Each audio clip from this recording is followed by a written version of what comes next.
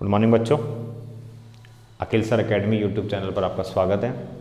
इस चैनल पर आपको क्लास 11th और 12th के पीसीएम से रिलेटेड तीनों सब्जेक्ट आपको पढ़ाए जा रहे हैं, फिजिक्स, केमिस्ट्री और मैथ्स।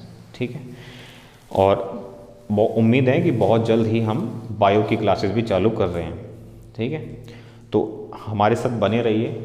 वीडियोज़ यदि आपको अच्छी लग रही हैं तो वीडियोज़ को लाइक करिए, चैनल को सब्सक्राइब करिए, और यदि आपको किसी तरह का कोई डाउट लगता है वीडियो में, ठीक है, कुछ समझ में नहीं आता है, तो आप उस चीज़ को कमेंट सेक्शन में डालकर कमेंट कर सकते हैं। हम उसका जवाब बहुत जल्द आपको दे देंगे।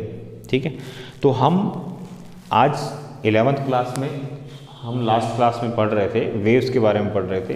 तो फिजिक्स क्लास 11th में हम वेव्स के बारे में पढ़ रहे थे और वेव्स के बारे में थोड़ा बहुत हमने पढ़ा भी है। तो आज हम क्या पढ़ने वाले हैं, आज हमने जो पिछली बार पढ़ा था वेव्स को लेकर, उससे थोड़ा सा आगे बढ़ते हैं। तो मैंने आपको पिछली बार बताया था कि जो टाइप्स ऑफ वेव्स होती हैं, टाइप्स ऑफ वेव्स जो होती हैं वो हमने पढ़ी थी। पहली हमने पढ़ी थी मैकेनिकल, दूसरी हमने पढ़ी थी इलेक्ट्रोमैग्नेटिक वेव्स। ठीक है, इलेक्ट्रोमैग्नेटिक वेव्स, और तीसरी हमने पढ़ी थी मैटर वेव्स। ठीक है, मैकेनिकल वेव्स को आप हिंदी में यांत्रिक तरंगे बोलते हैं, इनको आप विद्युत चुंबकीय तरंगे बोलते हैं, और मैटर वेव्स को आप पदार्थ तरंगे बोलते हैं। ठीक है बच्चों, ये हमने पढ़ा था पिछली बार। चले, तो आज हम क्या देखने वाले हैं, ये MAG। ठीक है, तो हम इस क्लास में, क्लास 11th में केवल इस यांत्रिक तरंगों के बारे में या मैकेनिकल वेव्स के बारे में पढ़ेंगे। ठीक है, हम इलेक्ट्रोमैग्नेटिक और मैटर वेव्स के बारे में जो आपका नेक्स्ट जो क्लास आएगी आपकी, जैसे 11th क्लास में आप वो केवल इसके बारे में पढ़ रहे हैं, आप 12th क्लास में पढ़ेंगे तो 12th क्लास में आप इलेक्ट्रोमैग्नेटिक वेव्स के बारे में पूरा पढ़ेंगे, फिर मैटर वेव्स के बारे में आप और फर्दर आगे जाएंगे। ठीक है, तो यहाँ हम जो पढ़ रहे हैं, तो हमने पिछली बार जो पिछली क्लास पढ़ी थी उसमें केवल ये देखा था कि वेव्स होती क्या हैं। ठीक है, आज हम ये देख रहे हैं कि वेव्स होती कितनी तरह की हैं, और फिर हम और आगे जाएंगे कि मैकेनिकल वेव्स में हमें क्या क्या पढ़ना है। तो सबसे पहले हम एक चीज़ नोटिस करते हैं, और नोट क्या करते हैं कि आखिर में वेव्स जो है ना, वो मैंने आपको बताया था क्या था, डिस्टरबेंस था। हाँ, डिस्टरबेंस नहीं था, डिस्टरबेंस का पैटर्न था। ठीक है, वो किस तरह से फ्लो हो रही है। जैसे आपके पास में वाटर है, वाटर में आपने मान लो कोई स्टोन डाल दिया, पत्थर डाल दिया, तो पत्थर डालने के बाद में वहाँ के पार्टिकल किस तरह से मूव करेंगे, और वो जो डिस्टरबेंस आया ना, वो डिस्टरबेंस किस पैटर्न में, किस फॉर्म में आगे फ्लो करेगा, तो वो चीज़ होती है आपकी वेव्स। ठीक है, तो वेव्स ये पढ़ लिया। अब ये वेव जनरेट होती है ना, इसके लिए दो चीज़ें आपको चाहिए होती हैं। ठीक है, पहली चीज़ तो आपको चाहिए इलास्टिसिटी, है ना, और दूसरी चीज़ जो आपको चाहिए वो चाहिए आपको इनर्शिया। ठीक है, इनर्शिया को आप दूसरे लैंग्वेज में मास भी कह सकते हैं। ठीक है बच्चों, ये दो चीज़ें आपको चाहिए होती हैं। अब ये दो चीज़ें आपको चाहिए कैसे, वो आपको मैं समझाता हूँ। इलास्टिसिटी हम पढ़ चुके हैं, और इनर्शिया भी हम पढ़ चुके हैं। ठीक है, इलास्टिसिटी किसी भी ऑब्जेक्ट में, कोई आपके पास में छोटा सा ऑब्जेक्ट है, लिक्विड है, चाहे गैस है, चाहे सॉलिड है, उसमें इलास्टिसिटी जो होती है, उसके पीछे जो इम्पोर्टेंट रीज़न होता है वो होता है इंटर मॉलिक्यूलर फोर्स। ठीक है, इंटरमॉलिक्यूलर फोर्स। अब ये इलास्टिसिटी या मॉलिक्यूलर फोर्स जो होता है, ये काम क्या करता है और इनर्शिया कैसे काम करता है वेव्स में, हम इसकी चर्चा करते हैं। जैसे मान लीजिए आपके पास में ये वाटर है, इस वाटर में आपने यहाँ पर एक ड्रॉप पत्थर ड्रॉप किया, तो ड्रॉप करने से होगा क्या, ठीक, उस चीज़ को नोट करना है। मैं इसको हटा देता हूँ, आप एक बार नोट करना चाहो तो कर लो, ठीक है। तो देखिए मैं आपको बताना क्या चाह रहा हूँ वो देखिए आप, किस तरह से जो आपका स्टोन होगा वहाँ के पार्टिकल को किस तरह से डिस्टर्ब करेगा। जैसे मान लीजिए आपके पास में बहुत सारे पार्टिकल्स हैं, ये बहुत सारे पार्टिकल्स हैं, ठीक। अब मान लीजिए आपने जो पत्थर आपने गिराया है वो इसके ऊपर पार्टिकल के ऊपर पड़ा, तो ये पार्टिकल क्या है, ये पार्टिकल नीचे गया, ठीक है। या फिर इसको हम ऊपर ले जाते हैं एक बार, फिर आगे इसको नीचे ले जाएंगे। जैसे ये पत्थर जो है ना ये ऊपर गया, इसके पास वाला जो था वो ऊपर गया, ठीक है। वैसे तो ये पार्टिकल नीचे जाएगा, लेकिन हम इसको एक बार ऊपर लेके चल रहे हैं, ठीक है। नीचे जाने के बाद में ऊपर आ चुका है। अब इसके साथ वाला जो पार्टिकल है ना ये ऊपर जा रहा है, ऊपर जाना चाह रहा है। तो ये जो चीज़ है ना ये और ये दोनों इसको रोकना चाह रहे हैं। क्यों? क्योंकि इंटरमोलिकुलर फोर्स आ रहा है। अब इंटरमोलिकुलर फोर्स में ये जब दोनों इसको रोकना चाह रहे हैं, लेकिन ये फिर भी ऊपर जा रहा है। क्यों ऊपर जा रहा है? क्योंकि पत्थर गिराया है, पत्थर गिराने से डिस्टर्बेंस आया है, और डिस्टर्बेंस की वजह से ये पार्टिकल जो है ये ऊपर जाना चाह रहा है, ठीक है।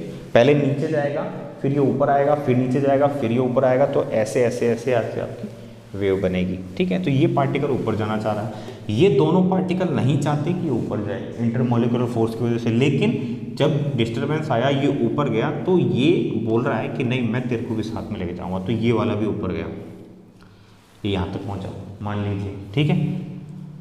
थोड़ा सा और ऊपर बना लीजिए। अब ये वाला जो पार्टिकल है ना ये जब ऊपर गया तो ये बोल रहा है, बोला भाई मैं तेरे को भी साथ में लेके जाऊँगा, बोले ले चल। ये यहाँ पहुँच गया, ये वाला ये यहाँ पहुँच गया, ये वाला ये यहाँ पहुँच गया, ठीक है बच्चों। दिख रहा है आपको? दिख रहा है। अब क्या है, अब इसके पास में एक एनर्जी है ना, पर्टिकुलर एनर्जी है। जब इसको डिस्टर्बेंस दिया, डिस्टर्ब हुआ है पार्टिकल, तो इसमें थोड़ी बहुत एनर्जी आ गई। एनर्जी क्यों आई? डिस्टर्बेंस की वजह से। तो डिस्टर्बेंस की वजह से एक एनर्जी आई, वो एनर्जी को लेकर वो एक पर्टिकुलर मैक्सिमम हाइट तक जा सकता है। तो मान लीजिए उसकी हाइट यही थी, ठीक है, यहाँ तक वो पहुँच गया। अब यहाँ तक पहुँच गया, अब ग्रेविटी की वजह से ये नीचे आएगा। एक तो ग्रेविटी लगेगी, और दूसरा ये जो इसके आसपास के मॉलिक्यूल हैं ये वाले, ये भी ये चाहेंगे कि ये नीचे आ जाए। तो अब ये जब ये नीचे आएगा तो ये तो नीचे आ गया, यहाँ तक आ गया। अब ये भाई साहब नीचे क्यों नहीं आए? पास वाले क्यों नहीं आए? तो यहाँ पर ये काम कर गया। जब भाई ये जब ये जब ऊपर जा रहा था तो इसके साथ में ये भी जा रहा था, तो जब ये अपनी मैक्सिमम हाइट पे पहुँच गया तो इसको इतना मोशन मिल गया कि ये वापस नहीं आया, ये और यहाँ तक पहुँचा, है ना। ये पहली कंडीशन है, ये वाली पहली कंडीशन है, ये दूसरी कंडीशन है, ये दूसरी कंडीशन है। आपको दिख रहा है? ठीक है, दिख रहा है। इसको थोड़ा बड़ा बनाते हैं ताकि आपको अच्छे से दिख जाए। देखिए मान लीजिए आपके पास में ये पार्टिकल्स हैं, इस वाले ये पार्टिकल आपका ऊपर जाना चाह रहा है। ये बोले मैं तेरे को साथ लेके चलूँगा, बोला मैं भी साथ चलूँगा, बोला मैं भी साथ चलूँगा, चलो सब। अब ये यहाँ तक पहुँच चुका है। अब ये यहाँ पहुँच चुका है ना, तो ये वापस अब नीचे आना चाह रहा है, ठीक है, क्योंकि नीचे आएगा, इसकी एनर्जी खत्म हो गई। अब ये नीचे आएगा, तो ये नीचे आया। जब ये नीचे आया ना, तब ये वाला पार्टिकल है ना, ये यहाँ तक पहुँच गया। क्यों? क्योंकि ये मोशन में आ चुका था। ये वाला पार्टिकल जब मोशन में चल रहा था तो इसका जो इस पार्टिकल की स्पीड है वो कम थी। अब ये जब पूरी अपनी एक हाइट को अटेन कर लिया, उसके बाद में ये स्पीड में आ गया, और ये स्पीड में आने के बाद में ये अपनी जब तक एनर्जी वेस्ट नहीं करेगा, पूरी खर्च नहीं कर देगा, तब तक यहाँ वापस नहीं आएगा। तो ये यहाँ पहुँच गया जब ये यहाँ था, ठीक है। अब ये वाला जो पार्टिकल ये यहाँ पहुँच गया, ठीक है, और ये वाला पार्टिकल जो है वो यहाँ पहुँच गया, ठीक है। अब ये वाला पार्टिकल नीचे आना चाह रहा है। जब ये पार्टिकल नीचे आएगा तो ये वाला पार्टिकल जो है ये यहाँ पहुँच जाएगा, ठीक है। फिर ये वाला जो पार्टिकल है ये यहाँ पहुँच जाएगा, और ऐसे ये चलता रहता है। अब ये जो पार्टिकल है ये यहाँ आया, अब उसके बाद में यहाँ तक आएगा, और फिर उसके बाद में वापस नीचे आ जाएगा। अभी नीचे क्यों आया? इसकी मीन पोजीशन तो यही थी, यहाँ रुक जाना चाहिए था। यहाँ काम आ गया इनर्शिया। इनर्शिया क्या कहता है? इनर्शिया ये कहता है कि जो चीज़ चलना चाह रही है, चल रही है, वो ये चाहती है कि चलती रहे, ठीक है, मतलब मोशन में है तो वो मोशन में बना रहना चाहती है, और जो चीज़ रुकी हुई है वो ये चाहती है कि मैं रुके रहूँ हमेशा। तो ये मोशन की वजह से ये नीचे आ गया, ठीक है। तो ये दो फैक्टर हैं, एक तो आपका इलास्टिसिटी है और एक आपका इनर्शिया है। ये इस तरह से इफ़ेक्ट करते हैं कि किस तरह से डिस्टर्बेंस जो है उसमें पैटर्न जनरेट होगा, ठीक है। समझ में आया बच्चों? तो ये जब आप बनाएंगे तो ये कुछ ऐसे बनेगा आपका, ठीक है, ऐसे करके ऐसे बनता है आपका वेव, ठीक है। ये और नीचे तक जाता है लेकिन अभी बनाया नहीं है, ओके, ठीक है बच्चों। यदि आप इसको नोट्स में लिखना चाहते हैं तो लिख लीजिए, उतार लीजिए। चलिए आगे चलते हैं। अब हम दो तरह की वेव्स पढ़ेंगे, ठीक है बच्चों।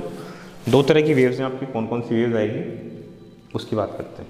जो पहली आपकी वेव होगी वो वेव होगी आपकी, पहली जो वेव है वो है ट्रांसवर्स,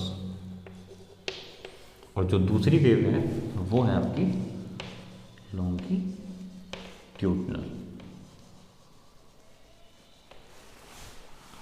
ठीक है।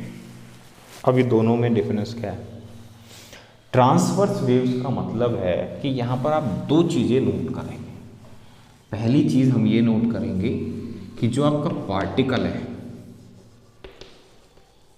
पार्टिकल यानी कि जो कण है आपका, उसकी मोशन डायरेक्शन क्या है, ठीक है। और सेकंड हम ये नोट करेंगे कि जो पैटर्न ऑफ डिस्टरबेंस है, पैटर्न ऑफ डिस्टरबेंस, उसकी डायरेक्शन क्या है। ये दो चीज़ें हम नोटिस करें, इन दोनों ही चीज़ों, दोनों ही टाइप के हम नोट करें, ठीक है। अब यहाँ पर पार्टिकल मोशन और उसकी पैटर्न ऑफ डिस्टरबेंस का डायरेक्शन, यानी कि वेव की डायरेक्शन किस तरफ, और पार्टिकल की, जो पार्टिकल है उसकी मोशन किस तरफ। तो देखिए, जब इसको ना एक एग्जाम्पल से समझते हैं, इन दोनों को अपन एक एक एग्जाम्पल से समझते हैं।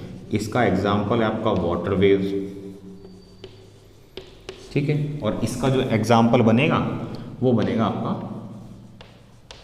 साउंड वेव्स, ठीक है। दोनों को एक एक एग्जाम्पल से समझते हैं।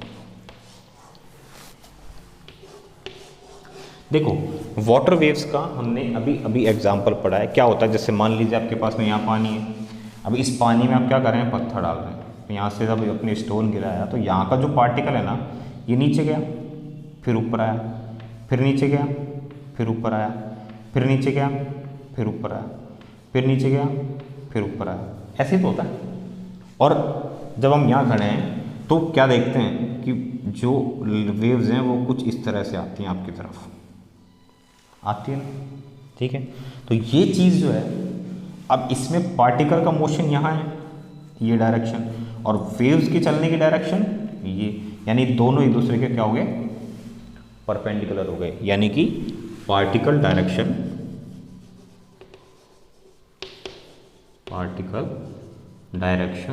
Perpendicular two waves direction,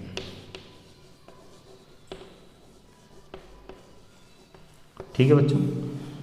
particle, आपने पत्थर ऐसे गिराया तो पार्टिकल मोशन ऐसे ऐसे कर रहा है ना, ऊपर नीचे, और इसके साथ वाले पार्टिकल भी ऐसे ऐसे ऊपर नीचे कर रहे हैं। लेकिन पार्टिकल थोड़ा ना यहाँ से यहाँ गया, पार्टिकल नहीं गया, पार्टिकल ना जाके इसमें जो डिस्टरबेंस बना वो एक पैटर्न का फॉर्म लेके और आपकी तरफ आता है, ठीक है। तो ये इस डायरेक्शन में चला, पार्टिकल का मोशन ऐसे, तो ये परपेंडिकुलर हो गए ना दोनों, तो वो चीज़ आपकी ट्रांसवर्स वेव।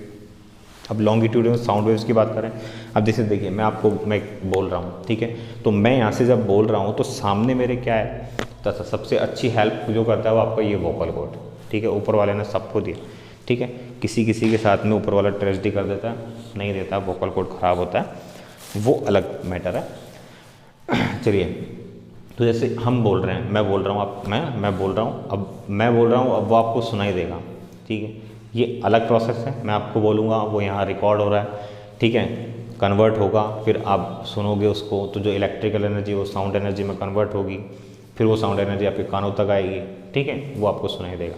तो होता कैसे, जैसे मैंने कुछ बोला तो यहाँ से जो एनर्जी मैंने रिलीज़ की, तो वो एनर्जी यहाँ पर जो पार्टिकल्स थे वो पार्टिकल्स क्या करेंगे, पार्टिकल्स गए, ठीक है, बहुत सारे एक साथ, जैसे ये पार्टिकल मैंने यहाँ से बोलना चालू किया, यहाँ से एयर निकली, साउंड निकला, साउंड में पार्टिकल जो थे वो यहाँ एकदम से यहाँ इसके ऊपर प्रेशर पड़ा, यहाँ पार्टिकल इकट्ठे थे, यहाँ आ गए, ठीक है, फिर इन्होंने धक्का मारा, ये यहाँ आ गए, फिर ये यहाँ आ गए, फिर ये यहाँ आ गए, फिर यहाँ आ गए, फिर यहाँ आ गए, ऐसे ये पैटर्न चलता रहता है। तो यहाँ जो आपको पैटर्न देखने को मिलेगा वो देखने को मिलेगा,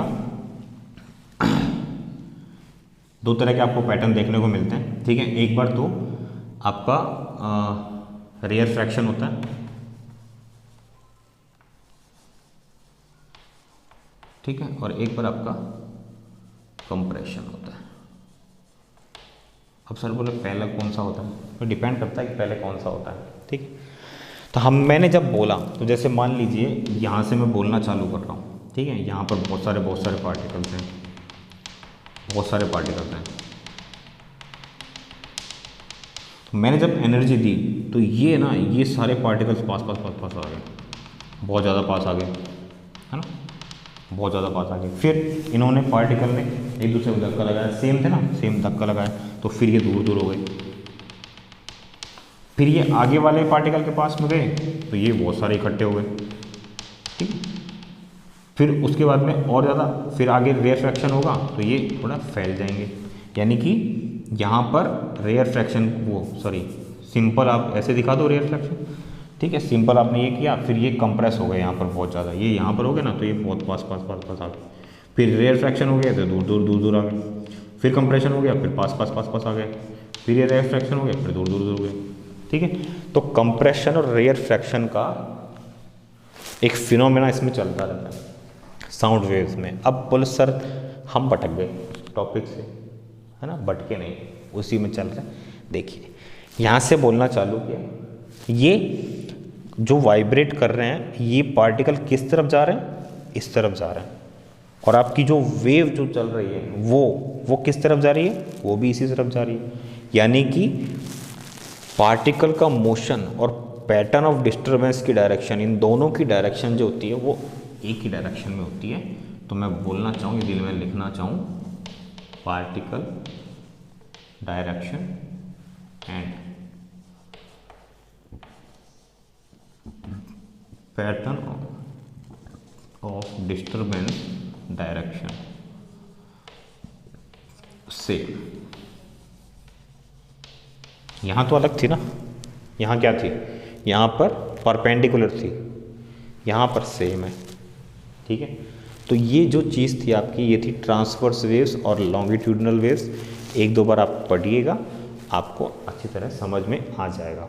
फिर हम बात करते हैं इसकी कुछ टर्मिनोलॉजीज़ की, तो वो टर्मिनोलॉजीज़ होती क्या है, तो आप एक बार इस चीज़ को नोट कर लें।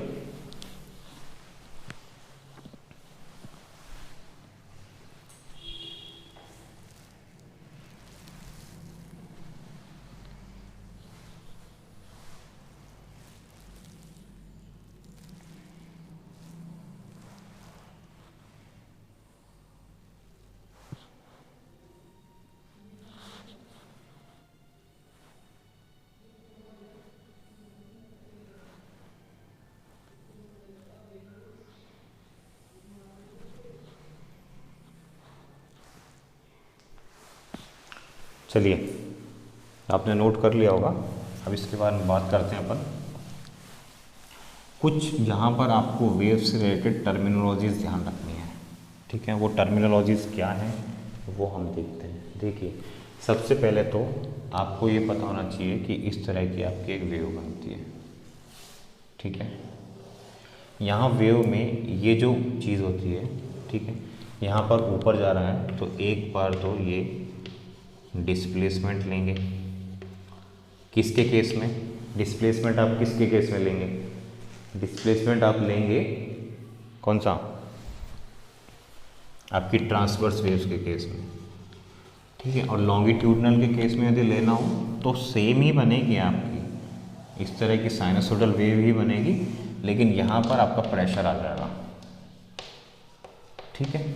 ये यदि डिस्प्लेसमेंट है और डिस्प्लेसमेंट जो होता है ये एक मैक्सिमम पॉइंट तक जाता है, इस मैक्सिमम पॉइंट को आप बोलते हो ए यानी कि एम्पलीट्यूड यानी कि आयाम। ठीक है, तो यहाँ पर ये प्लस ये हो जाएगा, उसी तरह से जो नीचे आ रहा है इसको आप बोलेंगे माइनस है, ये नेगेटिव साइड में। यहाँ पर प्रेशर की बात कर रहे हैं तो ये आपका जैसे प्रेशर वेव्स में होता है, तो प्रेशर वेव्स में ये प्लस पी और ये आप माइनस करना चाहते हैं, माइनस में देख रहे हैं तो ये माइनस टी। ठीक है, ये जो होता है, ठीक है, और ये इसको बोलते हो आप, जो टॉप पॉइंट होता है ना इसको बोलते हो आप क्रेस्ट, और इसको क्या बोलेंगे, ट्रफ। ठीक है, इसको बोलते हो शृंग और इसको बोलते हो गर्त। ठीक है बच्चों, समझ में आया?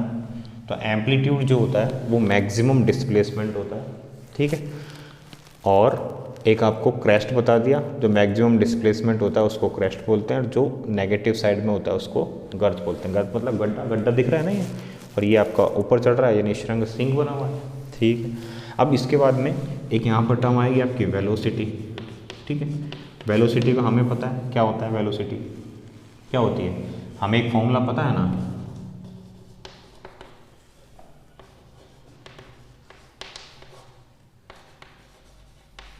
ठीक है, तो वेलोसिटी क्या हो जाएगी आपकी, डिस्टेंस, डिस्टेंस अपॉन टाइम।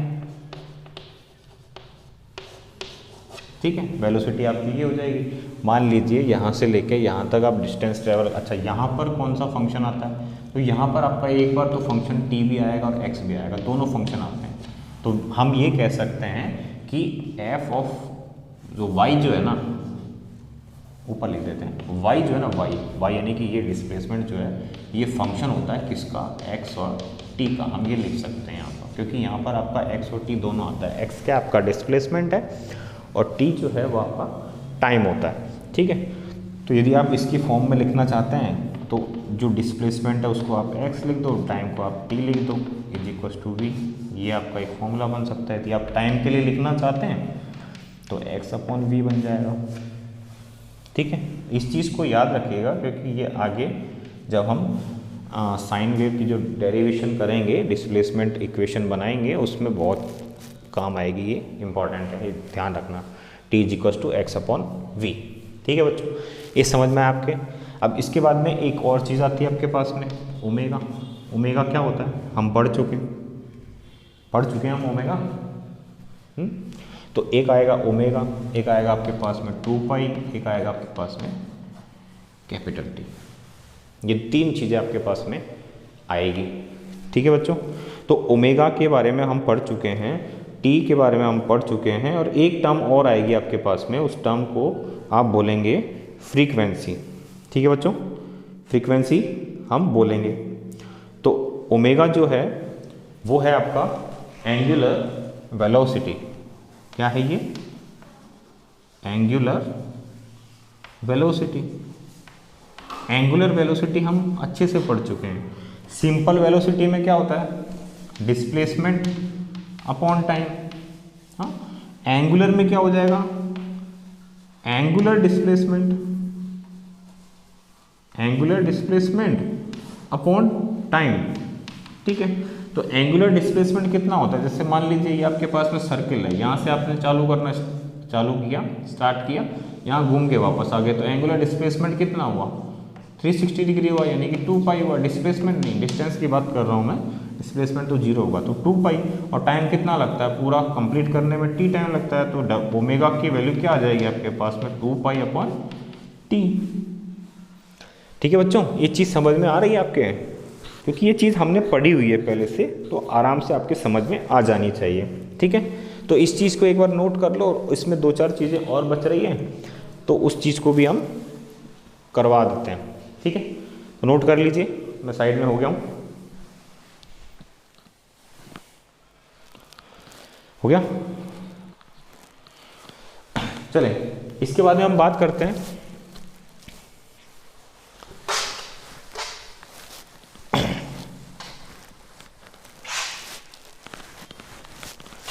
इसके बाद में एक चीज़ आएगी आपके फ्रीक्वेंसी। ठीक है, फ्रीक्वेंसी क्या होती है, और एक आपका आएगा वेवलेंथ, है ना। फ्रीक्वेंसी और टाइम में एक रिलेशन होता है, वो रिलेशन आपको अच्छी तरह पता होगा। f is equal to 1/t बोल दो या t is equal to 1/f बोल दो। इस 1/f को आप ज़्यादातर देखेंगे इसको म्यू भी लिखा जाता है, ठीक है। तो फ्रीक्वेंसी का मतलब है फ्रीक्वेंट, कितनी बार आपका क्या हो रहा है, कितनी बार आपका ऑसिलेशन कंप्लीट हो रहा है, फ्रीक्वेंसी का मतलब ये है, ठीक है। तो पर्टिकुलर टाइम में, ठीक है, पर्टिकुलर टाइम में कितने आपके कितने नंबर ऑफ ऑसिलेशन कंप्लीट हुए हैं उसको आप बोलेंगे फ्रीक्वेंसी। अब वेवलेंथ की बात करें तो वेवलेंथ को आप रिप्रेजेंट करते हो लैम्बडा से, और लैम्बडा जो है वो आती है आपकी मीटर में, यानी कि एक तरह से लेंथ है, ठीक है।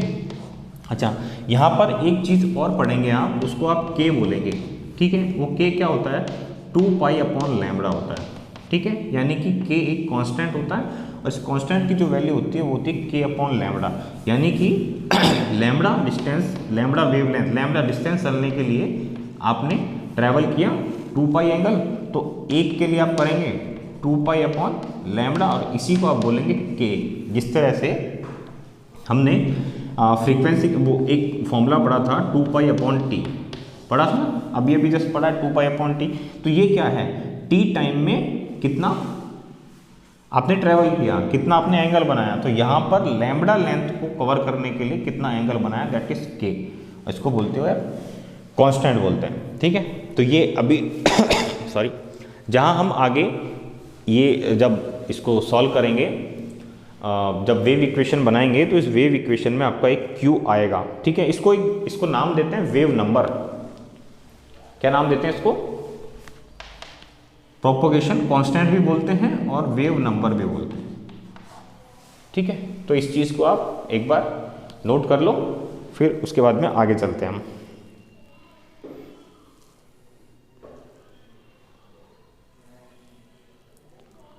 ठीक है बच्चों, और एम्पलीट्यूड तो आपको पता ही है,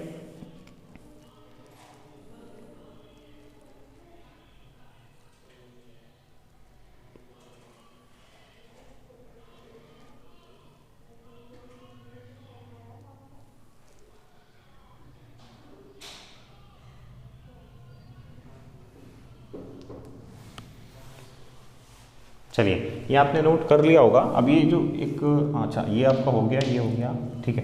तो ये लैम्बडा जो है ना, इस लैम्बडा को भी आप यदि लिखना चाहें, वेवलेंथ कितनी होती है, जैसे मान लीजिए हमने ये एक बनाया, तो यहाँ से लेके और इसके आगे जो भी बनेगा आपका टॉप पॉइंट जो बनेगा, जैसे मान लीजिए इसको बना देते हैं, और ये जो टॉप पॉइंट है, इन दोनों के बीच की जो डिस्टेंस होगी इसको लैम्बडा बोलते हैं। यदि आप ये नहीं बोलना चाहते हैं तो आप ये बोल दीजिए कि यहाँ से लेके और जो तो ट्रफ होंगे इन दोनों के बीच की डिस्टेंस जो होगी उसको भी आप लैम्बडा बोल दीजिए, ठीक है बच्चों, आया समझ में।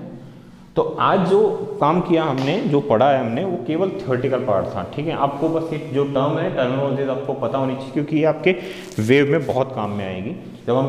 जब एक इक्वेशन बनाएंगे, जैसे हम एक इक्वेशन बनाएंगे, उस इक्वेशन को आप बोलेंगे y = a sin ωt + kx बनाएंगे, और एक आप बनाएंगे ωt - kx, ठीक है। तो यहाँ पर ωt, kx, ठीक है, a, y, ये सब चीज़ें आपको पता होनी चाहिए कि क्या है। तो इसको डिराइव करने के लिए मैंने आपको ये सारी चीज़ें बताई है, ये चीज़ें आप पहले भी पढ़ चुके हैं, ठीक है। तो उम्मीद है आप लोगों को ये लेक्चर्स पसंद आ रहे होंगे। यदि आपको लेक्चर्स पसंद आ रहे हैं तो वीडियोज़ को लाइक करना ना भूलें, और यदि आपको कोई डाउट लगता है तो कमेंट करें, और चैनल को ज़्यादा से ज़्यादा शेयर करें, सब्सक्राइब करें और दूसरों से करवाएं, ठीक है, ताकि वो भी आपके जो फ्रेंड्स हैं वो भी अपने कॉन्सेप्ट को क्लियर कर सकें। मैं बहुत ही इजी वे में आपको यहाँ पर पढ़ाया जा रहा है, ठीक है। तो आज के लिए इतना रखते हैं, चलिए, थैंक यू।